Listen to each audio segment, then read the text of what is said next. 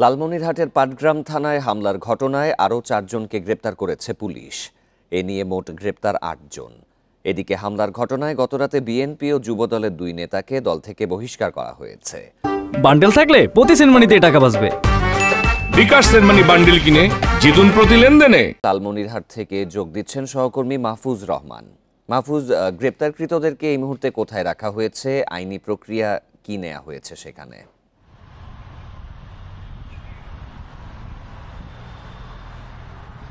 জি ধন্যবাদ। আপনি যেমনটি বলছিলেন যে লালমনিরহাটের পাটগ্রামে গত বুধবার রাতে দুর্বৃত্তের হামলায় কিন্তু পাটগ্রাম থানা ব্যাপক ক্ষয়ক্ষতি হয়। তারপরে বিষয়টি প্রশাসনের পক্ষ থেকে তদন্ত করে, অর্থাৎ সিসিটিভি ফুটেজ তদন্ত করে পরবর্তীতে কিন্তু পুলিশের পক্ষ থেকে 2টি হাতীবান্ধা থানায় একটি মামলা এবং পাটগ্রাম থানায় একটি মামলা, অর্থাৎ হাতীবান্ধা থানায় 37 জন নামীয় এবং অজ্ঞাত প্রায় 200-300 এবং পাটগ্রাম থানায় কিন্তু 27 জন নামীয় এবং 200-300 অজ্ঞাত মামলা হয়। সেই মামলায় আমরা দেখেছি যে গত বৃহস্পতিবার রাতে কিন্তু 4 জনকে গ্রেফতার করা হয়, যাদেরকে গতকাল আদালতের মাধ্যমে কিন্তু জেল হাজতে প্রেরণ করা হয়েছে।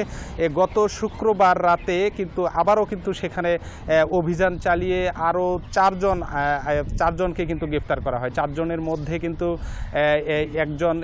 4 জনের মধ্যে একজন কিন্তু হাতীবান্ধা থানা থেকে গ্রেফতার করা হয়। তো সব মিলে এখন পর্যন্ত কিন্তু 8 জনকে গ্রেফতার করা হয়েছে। তার মধ্যে 4 জন কিন্তু ইতোমধ্যে জেল হাজতে আছেন, আর বাকি 4 জন আজকে যাদেরকে গ্রেফতার করা হয়েছে তারা কিন্তু ইতোমধ্যে পথে আছেন, এখন পর্যন্ত আদালত অবধি আসেননি। আমরা যেমনটি খবর পেয়েছি যে কিছুক্ষণ আগে কিন্তু একজন আসামি পাটগ্রাম থেকে নিয়ে আসা হয়েছে, তাকে কিন্তু লালমনিরহাটের জুডিশিয়াল ম্যাজিস্ট্রেট ইশরাত জাহানের আদালতে তোলা হয় এবং ইশরাত জাহান আদালত তার জামিন নামঞ্জুর করে কিন্তু জেল হাজতে প্রেরণ করা হয়। এখনও কিন্তু 3 জন পথে আছেন, আসামিগুলো পথে আছেন। আসলে তাদেরকে হয়তো বা আবারও ইশরাত জাহানের আদালতে তোলা হবে, পরবর্তীতে আদালত যে সিদ্ধান্ত দেবে সেই হিসাবে কিন্তু ব্যবস্থা নেবে প্রশাসন। তা আমরা কথা বলেছি পাটগ্রাম থানা ভারপ্রাপ্ত কর্মকর্তা মিজানুরের সাথে। তিনি যেমনটি জানিয়েছেন যে পাটগ্রামের এখন পর্যন্ত পরিস্থিতি স্বাভাবিক রাখার জন্য কিন্তু সেখানে অতিরিক্ত পুলিশ মোতায়েন করা আছে। আমরা কথা বলতে চেয়েছিলাম যে যাদেরকে আসামি করা হয়েছে আসলে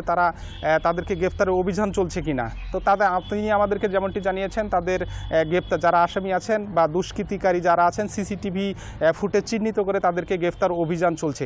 তা আমরা শুনছিলাম যে এই মামলায় কিন্তু অনেক আসামি বিএনপি এবং তার অঙ্গ সংগঠনের নেতাকর্মীকে করা হয়েছে।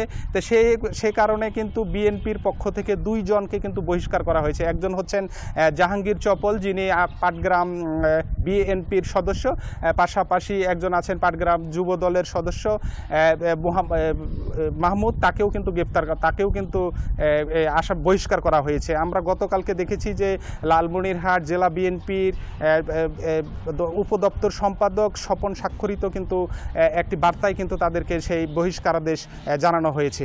আর যুবদলের পক্ষ থেকে, কেন্দ্রীয় যুবদলের পক্ষ থেকে একটি বিবৃতি দিয়ে কিন্তু মাহমুদকেও বহিষ্কার করা হয়েছে। তার মানে 2 জনকে বহিষ্কার করা হয়েছে। এই বিষয়ে কিন্তু বিএনপির যে লালমনিরহাট 1 আসনের সম্ভাব্য আগামী দিনের যে এমপি পদপ্রার্থী, তিনি কিন্তু সংবাদ সম্মেলন করে বলেছেন যে বিএনপির যদি কেউ এই ন্যাক্কারজনক ঘটনায় জড়িত থাকে তাদেরকে দলের পক্ষ থেকে 3 সদস্যের কমিটি করা হয়েছে। সেই কমিটির মাধ্যমে কিন্তু যার বিরুদ্ধে ব্যবস্থা পাওয়া হবে, যার বিরুদ্ধে অভিযোগ আসবে। এলাকার পরিস্থিতি এবং থানার পরিস্থিতি স্বাভাবিক হোক, এটাই সকলের প্রত্যাশা। লালমনিরহাট থেকে জানাচ্ছিলেন সহকর্মী মাহফুজ রহমান।